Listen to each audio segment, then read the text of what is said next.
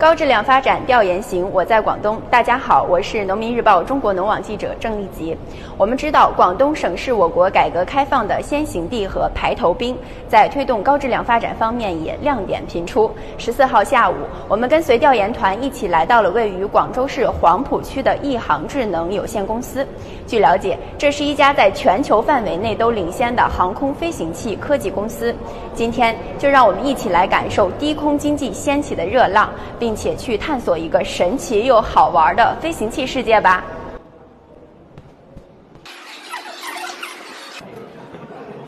近年来，黄埔区积极探索新型工业化和新质生产力发展路径，以低空经济作为切入点之一，依托亿航智能等龙头企业，充分发挥无人机、飞行汽车研发制造领域的先发优势，推动整机本地化生产，吸引低空载人航空器的研发设计、生产制造和运营服务等上中下游产业重点企业集聚，筑牢智能航空飞行器全产业链条。低空经济呢是黄埔区广州开发区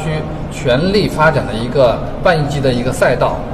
它是呢我们新质生产力的一个集中代表。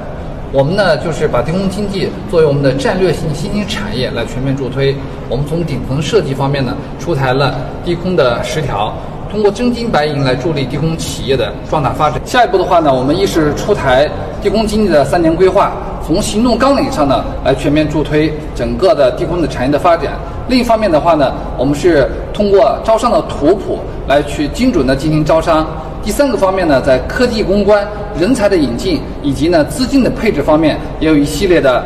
重磅的举措。人力成本逐渐增高，智慧物流高速发展，亿航智能不断致力于布局空中物流体系，为打通货物海上运输和村庄快递运输等最后1公里配送场景贡献力量。物流这块的布局，我们主要考虑就是说它能否成为传统物流的替代我们要考虑这个。但是呢，从现在多旋翼飞机如果是只做进村这一块的话，它不能成为替代。但是所有的支线物流、干线物流，甚至大运量的物流，我们要把通航一起带起来，一起带起来做这件事情。通过支线物流、干线物流、大物流线的建立，飞行器物流运输的触角将延伸到村庄这一最基层的单位，低空经济未来可期。